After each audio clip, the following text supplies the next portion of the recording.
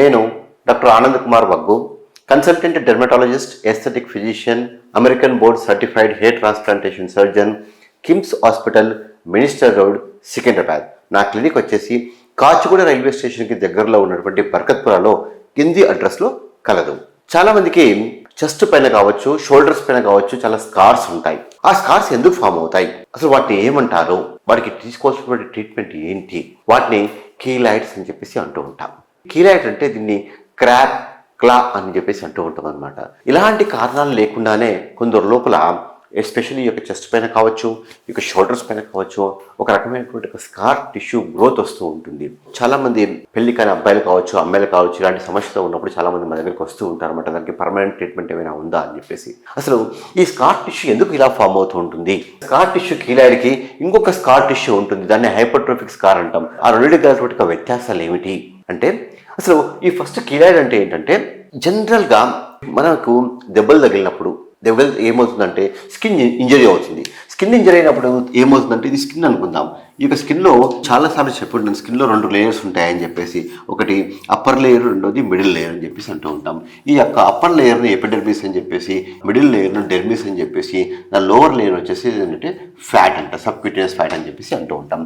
స్కిన్కు injury అయినప్పుడు అంటే ఇలాంటి దెబ్బలు తగిలినప్పుడు కావచ్చు, లేకపోతే సర్జరీస్ చేసినప్పుడు కావచ్చు, జనరల్గా ఇలా స్కిన్ని కట్ చేస్తూ ఉంటాం, దెబ్బ తగులుతూ ఉంటుంది. తగిలినప్పుడు ఏమవుతుందంటే అప్పుడు అప్పర్ లేయరు అంటే ఎపిడెర్మిస్, లోవర్ లేయరు అంటే డెర్మిస్, ఈ రెండు కూడా డ్యామేజ్ అవుతాయి.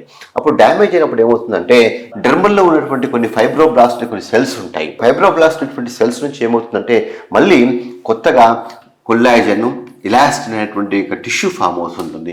కొల్లాజన్, ఇలాస్టిన్ అనేటువంటి ఒక టిష్యూ ఫామ్ అవడం చేతి ఏమవుతుందంటే డ్యామేజ్ అయినటువంటి ఈ యొక్క దెబ్బ తగిలినప్పుడు కావచ్చు, డిఫెక్ట్ స్కిన్లో ఉన్నటువంటి డిఫెక్ట్ ఏమవుతుందంటే మళ్ళీ ఈ యొక్క కొల్లాజన్, ఇలాస్టిన్ అనేటువంటి టిష్యూ చేత ఆ యొక్క డిఫెక్ట్ అనేటువంటిది రిపేర్ అయిపోతుంటుంది. రిపేర్ అయిన తర్వాత ఆటోమేటికల్లీ ఏమవుతుందంటే ఒకసారి ఈ యొక్క స్కిన్ మొత్తం హీల్ అవుతుంది. దాన్ని స్కిన్ హీలింగ్ అని చెప్పేసి అంటూ ఉంటాం. అంటే ఈ యొక్క ఫైబ్రోబ్లాస్ట్ కాకుండా అక్కడ బ్లడ్ సర్క్యులేషన్ ఇంప్రూవ్ అవ్వడము, సో చాలా ప్రాసెస్ జరుగుతూ ఉంటుంది. జరిగినప్పుడు ఈ యొక్క స్కిన్ అనేటువంటిది కంప్లీట్లీ హీల్ అయిపోతుంది.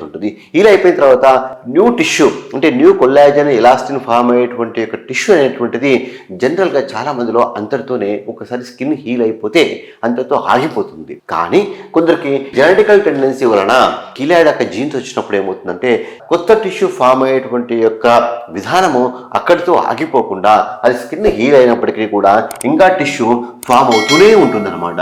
సో దానికి కంట్రోల్ లేకుండా పోతుంటుంది. ఫామ్ అయినప్పుడు ఏమవుతుందంటే అది స్కిన్ యొక్క చర్మానికి ఒక పై భాగంకి వచ్చేసి అది ఉబ్బెత్తగా ఫామ్ అయ్యేసి ఒక గడ్డ మాదిరిగా ముఖ్యంగా చెస్ట్ పైన కావచ్చు, షోల్డర్స్ పైన కావచ్చు ఇట్లా ఫామ్ అవుతూ ఉంటాయన్నమాట. దాన్ని ఏంటంటే కీలాయిడ్స్ అని చెప్పేసి అంటూ ఉంటాం. స్కిన్ యొక్క ఇంజరీ జరిగినటువంటి యొక్క సైజు కంటే కీలాయిడ్ ఏంటంటే అధిక సైజులో ఫామ్ అవుతూ ఉంటుంది. దీన్నే కీలాయిడ్ అని చెప్పేసి అంటూ ఉంటాం. మరి హైపర్ట్రోఫిక్ స్కార్ ఏంటంటే స్కిన్ ఇంజరీ జరిగినటువంటి యొక్క సైజు లోపలనే స్కార్ టిష్యూ ఇలా స్కిన్ పైకి ఉబ్బెత్తుగా ఫామ్ అవుతూ ఉంటుంది అనమాట. సో హైపర్ట్రోఫిక్ స్కార్ అనేటువంటిది స్కిన్ యొక్క ఇంజరీ ఎక్కడ ఉంటే అంత లోపలనే స్కార్ టిష్యూ అధికంగా ఫామ్ అవుతూ ఉంటుంది. బట్ కీలాయిడ్ ఏంటంటే స్కిన్ యొక్క ఇంజరీ జరిగినటువంటి ఒక ప్రదేశంలోకి బాహ్య ప్రదేశంలో కూడా దాని యొక్క సరౌండింగ్ స్కిన్లో కూడా ఎక్స్పాండ్ అవుతూ ఉంటుంది అనమాట. ఎక్స్పాండ్ అయ్యేసి దానికి కంట్రోల్ అంటూ ఉండదు. అది ఇంకా కొత్త టిష్యూ ఫామ్ అయ్యేసి ఇంకా ఎక్స్పాండ్ అవుతూనే ఉంటుందన్నమాట. సో ఇది కీలాయిడ్, ఇది హైపర్ట్రోఫిక్ స్కార్. కీలాయిడ్ ఏంటంటే ముఖ్యంగా డార్క్ స్కిన్ ఉన్నటువంటి వాళ్ళ లోపల ఇక కీలాయిడ్ చాలా కామన్గా చూస్తూ ఉంటాం అనమాట. హైపర్ట్రోఫిక్ స్కార్ ముఖ్యంగా ఏంటంటే బర్న్ అయినప్పుడు, కాలిన గాయాలు ఉన్నప్పుడు ఆ యొక్క కాలిన యొక్క గాయాలు హీల్ అయినటువంటి పేషెంట్స్ లోపల యొక్క స్కిన్ అనేటువంటిది నార్మల్గా ఉండదు, చాలా థిక్గా దళసరిగా ఉంటుంది. ముఖ్యంగా ఫేస్ పైన ఫామ్ అయినప్పుడు కావచ్చు, వాళ్ళకు మౌత్ ఓపెనింగ్ కష్టంగా ఉంటుంది. ఈ యొక్క చంకల్లో కావచ్చు, తర్వాత ఈ యొక్క జెయింట్స్లో ఫామ్ అయినప్పుడు వాళ్ళకు మొబిలిటీ కూడా కొంచెం కష్టంగా ఉంటుంది అనమాట. అలాంటి వాళ్ళకు ఈ యొక్క హైపర్ట్రోఫిక్ స్కార్ ఫామ్ అయ్యేటువంటి అవకాశాలు అధికంగా ఉంటాయి. సో అలాంటి వాళ్ళకు కూడా మనం CO2 లేజర్ చేస్తే వాళ్ళకి ఆ యొక్క స్కార్స్ బాగా ఇంప్రూవ్ అయ్యేసి మొబిలిటీ కూడా చాలా ఇంప్రూవ్ అయ్యేటువంటి అవకాశాలు ఉంటాయి. ఇలా ఫామ్ అయ్యేటువంటి కీలాయిడ్ కొన్నిసార్లు స్కిన్ ఇంజరీ అయితేనే ఫామ్ అవ్వాల్సినటువంటి అవసరం లేదు. కొన్నిసార్లు వితౌట్ ఇంజరీ వల్ల కూడా కొందరిలోకి స్పాంటేనియస్గానే ముఖ్యంగా ఈ చెస్ట్ పైన చాలామందికి చూస్తూ ఉంటాం. చాలామంది యొక్క ఫిమేల్స్ లోపల ముఖ్యంగా వాళ్ళు కొన్ని సందర్భాల లోపల ఈ యొక్క డ్రెస్సులు వేసుకోవాలంటే కూడా చాలా ఇబ్బందికరంగా ఉంటుందన్నమాట. ఎందుకంటే ఎగ్జాక్ట్లీ డ్రెస్ కట్పై ఈ యొక్క ప్రదేశంలోనే యొక్క కీలాయిడ్ ఫామ్ అవుతూ ఉంటాయి. వాళ్ళు డ్రెస్ కిందికి కుట్టించుకున్నప్పుడు ఆ యొక్క కీలాయిడ్ అనేటువంటిది చాలా ప్రామినెంట్గా కనబడుతూ ఉంటుందన్నమాట. సో అలాంటి వాళ్ళు కావచ్చు. కొందరైతే ఓల్డర్ పీపుల్ లోపల కార్డియాక్ సర్జరీ అంటే CABG సర్జరీ చేయించుకున్నటువంటి వాళ్ళ లోపల ముఖ్యంగా ఈ యొక్క స్కిన్ అనేటువంటిది ఇక్కడ సర్జరీ చేయడం జరుగుతూ ఉంటుంది.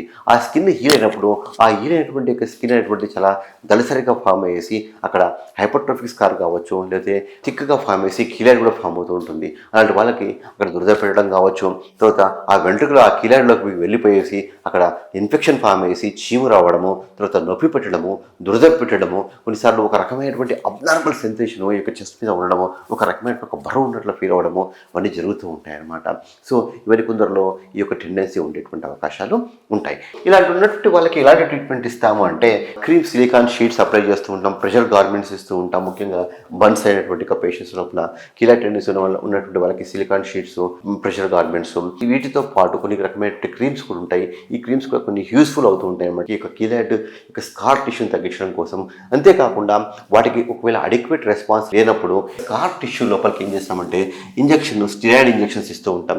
2 నుంచి 4 వారాల మధ్య గ్యాప్ లోపల కొన్ని సందర్భాల్లో స్కార్ యొక్క థిక్నెస్ బట్టి మల్టిపుల్ సెట్టింగ్ తీసుకోవాల్సినటువంటి అవసరం ఉంటుంది.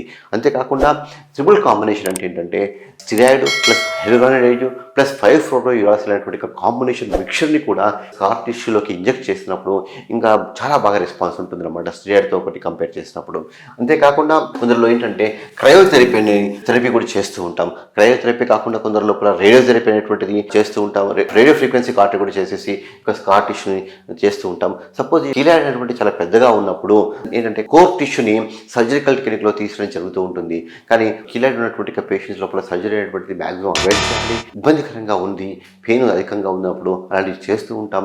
అంతేకాకుండా ముఖ్యంగా కొందరిలో ఇయర్ లోప్ కీలాయిడ్స్ ఫామ్ అవుతూ ఉంటాయి. ఇయర్ లోప్ కీలాయిడ్స్ ఫామ్ అవుతున్నప్పుడు వాళ్ళు ఇయర్ పియర్సింగ్ చేసుకున్నప్పుడు ఇక్కడ కీలాయిడ్లో గ్రోత్ వస్తూ ఉంటుంది. అలాంటి వాళ్ళు సర్జరీ చేసి ఆ కీలాయిడ్ స్కార్ను మొత్తం తీసేసిన తర్వాత మళ్ళీ అది రికరెన్స్ కాకుండా మళ్ళీ రాకుండా ఉండడం కోసం అక్కడ స్టెరాయిడ్ ఇంజెక్షన్స్ కావచ్చు, లేదనుకుంటే రేడియోథెరపీ, లో డోస్లో రేడియోథెరపీ చేస్తూ ఉంటాం. అలా చేసినప్పుడు చాలామందికి 90% ఆఫ్ పీపుల్కి కీలాయిడ్ అనేటువంటిది, ముఖ్యంగా ఇయర్ లోబ్లో ఉన్నటువంటి కీలాయిడ్ అనేటువంటిది మళ్ళీ రికర్ కాదు. కానీ ఒక 90% ఆఫ్ ద పీపుల్కి చాలా మంచి ఫలితాలు, అద్భుతమైనటువంటి ఫలితాలు ముఖ్యంగా ఇయర్ లోబ్లో వచ్చేటువంటి కీలాయిడ్లో కనిపిస్తాయి. అదే రకంగా కీలాయిడ్ ఉన్నటువంటి ప్రదేశాన్ని బట్టి, కీలాయిడ్లో ఉన్నటువంటి సైజును బట్టి, వాళ్ళకు ఉన్నటువంటి జెనెటికల్ టెండెన్సీని బట్టి ఈ యొక్క ట్రీట్మెంట్ అనేటువంటిది మారిపోవడం జరుగుతూ ఉంటుందన్నమాట.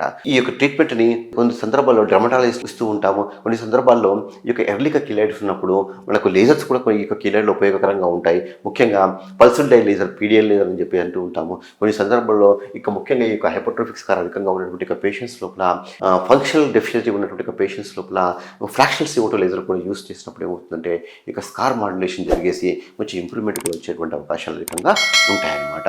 సో ఈ యొక్క స్కార్స్ అనేటువంటిది డెర్మటాలజిస్టులతో పాటు కొన్ని సందర్భాల లోపల ప్లాస్టిక్ సర్జన్స్తో కలిసి దీన్ని ట్రీట్మెంట్ చేసినప్పుడు మంచి ఫలితాలు వచ్చేటువంటి అవకాశాలు అధికంగా ఉంటాయి.